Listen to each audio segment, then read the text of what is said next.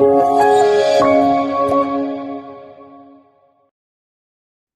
right, welcome back to another episode of FedSmart.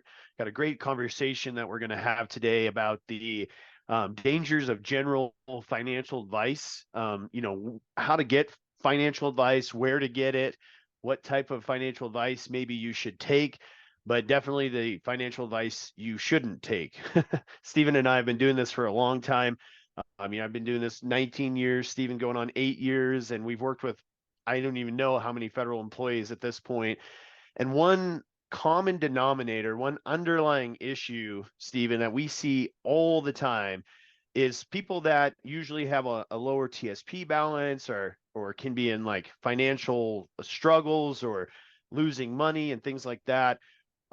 Quite often we see that they took some form of general financial advice. A colleague told them this is how you should allocate your TSP.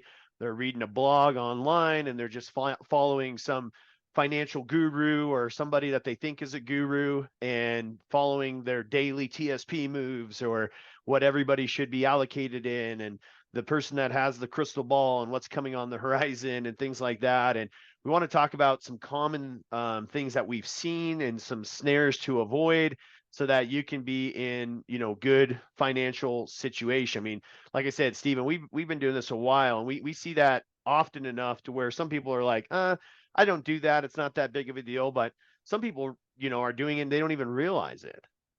Yeah, that is a common trend with the meetings we run is where people get financial advice and their kind of investment mentality with the TSP. It's most of the time I would say general advice. And Yeah. I always think of like the internet makes everyone a specialist at everything. But what is that saying? Jack of all trades, master of nothing. It's one of those things where unless you're in it all the time and really look at your specific situation, general advice usually is not the way to go if ever. Right. Yeah. I mean, people go, okay, I don't get it. Why? I want to take hold of my situation. I want to take responsibility for it. And where do I get information? I'm reading this blog. I'm reading this. My colleague's done pretty good with his TSP or her TSP. It's proven in the past. So why shouldn't I take their advice and follow them if what they're doing is working for them? Why shouldn't I do it? Well, first of all, that's like fitting everybody into the same box. It's as crazy to us as if a doctor put out a blog, for example, and a doctor says, okay, everybody who's turning 60, go ahead and be on high blood pressure medication, high cholesterol medication, and go ahead and take some insulin because the chance of being diabetic when you're over 60 is very likely. So everybody go ahead and start taking diabetic medication or some form of insulin or something like that. And you might not be diabetic or probably are not, and you're now taking insulin for that. And that sounds like a crazy analogy. And some of you guys are going, okay, that's a little bit ridiculous. But it's that ridiculous to where if somebody's 60 or older, everybody says, okay, now you should be, either 100% in the G fund or 80% C, 20% G, or whatever. Everybody's situation is as unique as their medical diagnosis and should not be taking a medication if they don't need to treat the symptoms or treat a disease. And it's the same thing in the financial world, Stephen, where we see it over and over and over again, where somebody was like, well, I'm withdrawing from my TSP large chunks every year, and I'm 100% in the S fund, and I'm in retirement, and I'm older, and I'm in the S fund, and I'm losing all kinds of money because I saw this blog that says you should be 100% in the S fund because it has the highest average annual returns, things like that. That's as crazy as, again, just taking, insulin because you might be prone to diabetes because you're in your 60s now. And that's what we see all the time is, well, often, I shouldn't say all the time, but we do see it quite often. And one of the biggest detriments to financial plans and retirement planning is, again, just finding some kind of article. Your colleague, for example, they might be doing really well in their TSP. I'll give you a perfect example. I had one of my clients years ago that she was following what a colleague was telling her to do because he was doing pretty well in his TSP, and he had a track record over the last 10 years. He's up every year. Well, newsflash, the C and the S fund was up every year over the last 10 years. What happened in 2008, 2009? How did his account do? But the big key here was this individual, his colleague, he had a military pension. He also had a large federal pension, Social Security, and then his wife had a pension. So he didn't need any income from his TSP. He had other savings, and so he didn't need to draw from his TSP.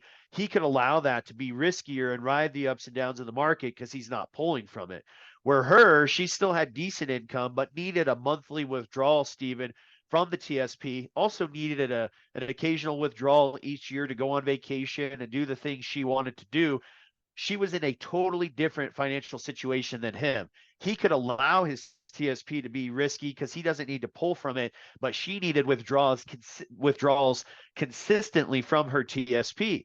She's in a totally different situation than he is. So he could be in the C and the S fund, for example, and she needed to be more on the conservative side so she's not solidifying losses. And that's one of many examples. I mean, we could go on and on, you and I, of literally hundreds of examples. I mean, no exaggeration, hundreds and hundreds of people that have made poor financial decisions basing it off of a blog they've read or a colleague, a brother, sister who've done well in the market. But that doesn't mean that's going to do well for you and your situation. Yeah, I think some of the key points to consider in your specific situation, and these are just some of them, would be investment horizon, or time, your investment timeline. When are you going to need to access your funds? That's going to dictate a lot about how you should be invested. Your risk tolerance is another big one. Could you take a big loss? And like in your example, Jesse, one person could, the other person couldn't. And then your Exactly. goals, what are your goals for your retirement funds? Is it for beneficiaries? Is it for income? Is it for these things? And not no two people are the same. So to your point, it's just kind of like, I had a client too last year who we had a really good plan set up, but she had some friends who were nurses, and they were financial experts and kind of talked her out of it. And yeah, so it's kind of like, if I went into a mechanic working on my car, I have no idea how any of these things work. I know I hit the gas pedal, my car goes, but it's like me going into the garage and saying, "Hey, if the spark plug should go on the hubcap." I mean, that's ridiculous, but it's kind of the same kind of thing. So those are some Mhm. of the key points to consider, and there's many of them. Right. But Yeah. if you're going to kind of just scratch the surface, I would probably start there.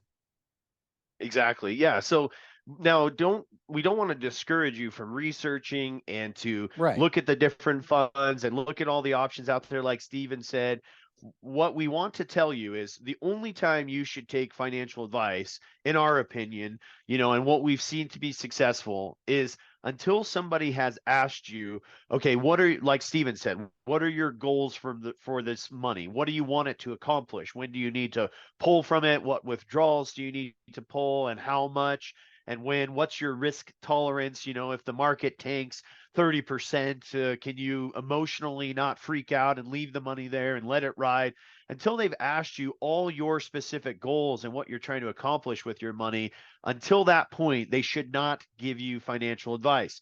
The only financial advice you should ever take is from somebody who had, took the time to ask you what you're trying to accomplish with that money. And then they have experience helping people in those similar situations. Because, for example, even in my example earlier of the individual, he was doing really well in his TSP and she was following his advice. He has experience trying to get high returns, being in the C and the S. He doesn't have any experience where you need to be pulling from it and in the distribution phase and go more conservative and figure out the best way to set up a withdrawal plan. He's never had any experience in that, or in this case he hasn't.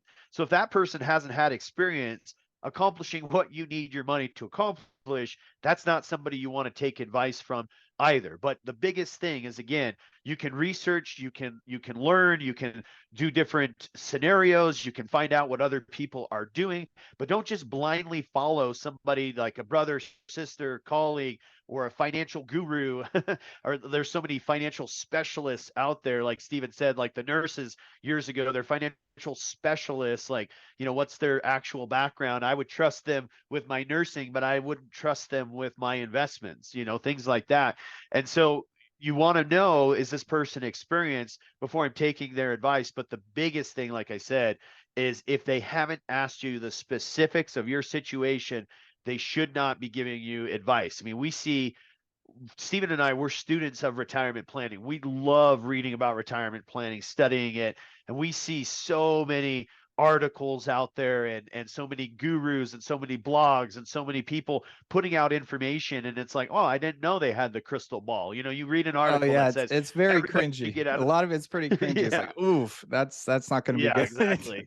Yeah, they're like, oh, like, during COVID, perfect example. Everybody's like, get out of the market. This is the financial apocalypse and things like that. Boy, were they wrong, right? I mean, 2019, 2020, things rebounded big time, and so they don't have the crystal ball. They don't know what's And going to we don't happen. we So it's don't about either. So we're not saying we have all the right, answers, but the main point is right. just don't take general advice. You really need to do, look inside, see what your goals are, or talk with someone. And along those same lines, when we're saying talk to someone who knows the system, what should they look for, Jesse, as far as an advisor, fiduciary? What is a fiduciary? Walk us through that. Absolutely. So Stephen and I are under the belief that every federal employee should have two relationships to help their retirement planning. The first relationship is you should try to establish a relationship with somebody in your benefits department, your HR, or your actual benefits department, whatever that is, whatever that looks like. Now, before you message me and say, I don't even know, my HR is regional. It's been, it's impossible to get a hold of those people. Mine is not even in my building anymore. It's 3 states away and things like that. Well, you do have a benefits department somewhere. You do have an HR, human resources, and you have a benefits. You should establish a relationship with them. Just get to know who they are, where they're at, what their email and their phone number is. Maybe have them run, a calculation or two for you in addition to your GRB. But if you have a good relationship with somebody in your benefits department later on, when you need to apply for retirement or you do have a benefits question, if you have a relationship with them, it's going to be a lot easier. So you should have a relationship with a HR, and then 2, you should have a financial advisor that helps you with your retirement. So that financial advisor, in our opinion, should be somebody that really knows the federal system. So if you're a federal employee, you should work with a financial advisor that really knows the ins and outs of the federal system. And you can tell pretty quick if you're talking to a financial advisor if they know the federal system. Ask them a couple questions like, when am I eligible for my FERS pension? If they're not able to tell you that pretty quick, or they go, what's a FERS pension? Right there, you know that they're not. And then with my TSP, what are the 5 funds available in the TSP? Which ones should I be allocated to? If they don't know the 5 main TSP funds right away, again, that's a pretty decent red flag. They don't know the federal system.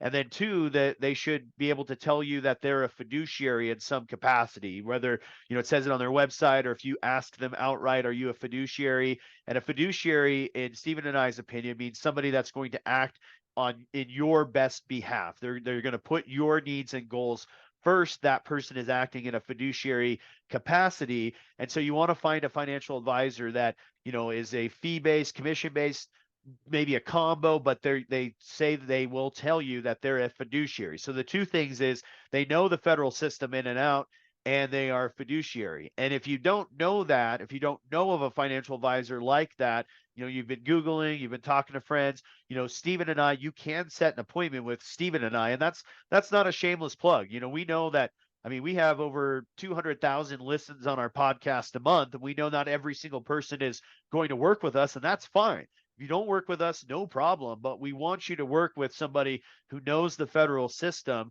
and is a fiduciary, because even really ethical, great financial advisors who don't know the federal system. We've seen them put federal employees in irreversible situations that they just didn't know what they were doing. They didn't do it out of, in my opinion, some of the cases I've seen where they lacked ethics or they were doing it for their own, self-interest. They truly believed what they were doing was best for the federal employee, but they didn't know some of the federal nuances and some of the specifics of being a federal employee. So that's why it's important to work with a financial advisor who knows the federal system. And then also another big red flag, if you're talking to a financial advisor, again, if they haven't asked you what your goals are, they haven't set a whole financial plan of how much income are you going to get in retirement, how much do you need, what do you need your TSP to accomplish. Those are the type of questions that they should be asking you. And then based on getting that information back, then they can build a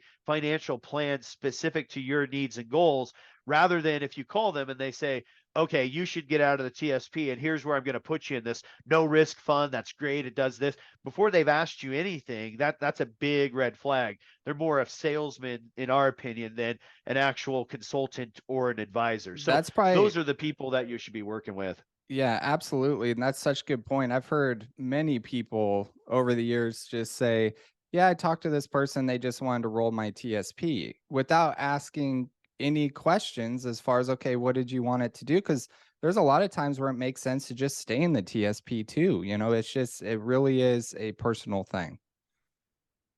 Absolutely. Yep. You're as unique as a snowflake, whoever's listening. We're not calling you snowflakes. We're saying you're as Yeah, unique as but be one. careful So of that one now. I know this day and age but seriously, everybody's situation is totally unique. And so you need to Here build a comes the hate unique mail. plan for you. Yeah, that's okay. You can send it to Jesse. Don't send it to Steven.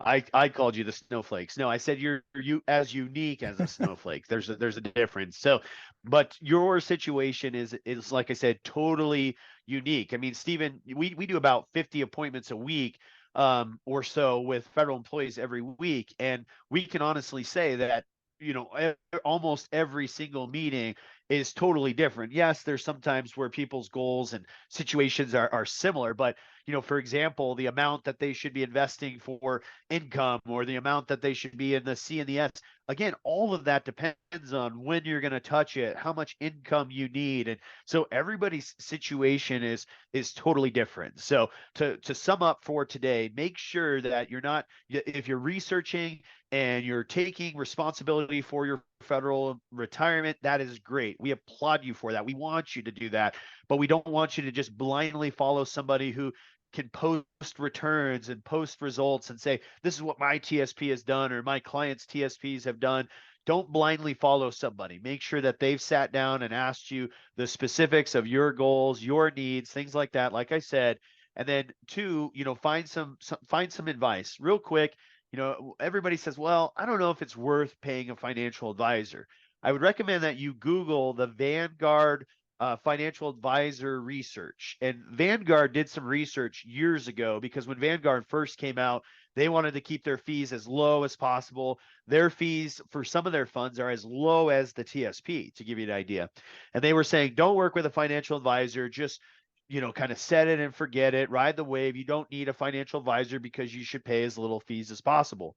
Well, after time, Vanguard were getting these phone calls consistently, and they were noticing people were making, poor financial decisions, sometimes pulling out when they shouldn't, things like that. So they did some research, and Vanguard did their own independent, unbiased research, starting from the point of view that you shouldn't work with a financial advisor. And after their research, they found that people who work with financial advisors on average make 3% more per year, even after paying a higher fee for a financial advisor. One of the main reasons is because the financial advisor can build a plan specific to you and then help you stick to that plan by removing emotion. When 2008 happens and you want to panic and you want to get out of your C and your S fund, that financial advisor can say, no, we've got 10 years to recover. You're not going to be touching this money. It's not the time to get out of the market and solidify those losses. If you can't stomach these losses, then when it recovers, maybe in the future we'll go more conservative and things like that.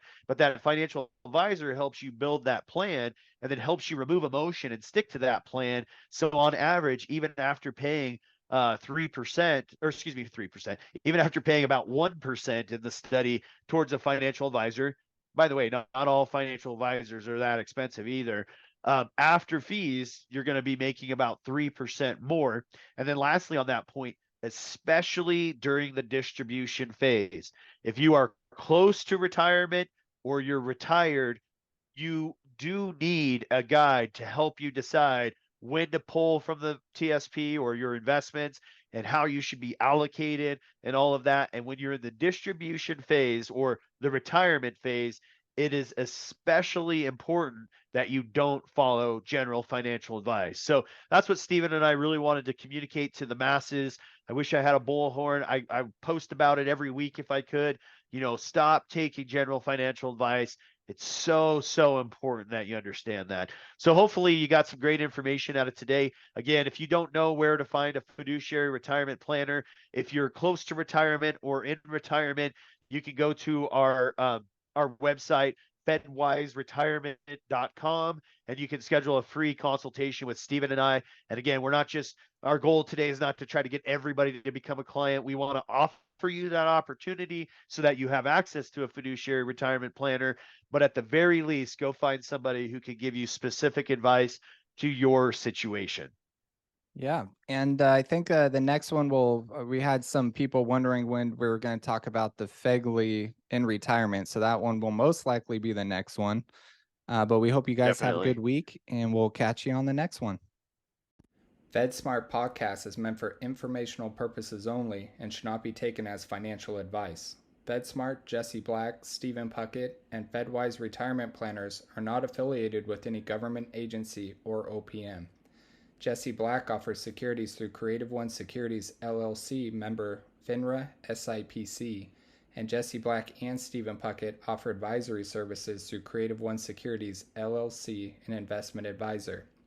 FedWise retirement planners and FedSmart are not affiliated with Creative One Securities LLC. For more information, you can visit fedwiseretirement.com.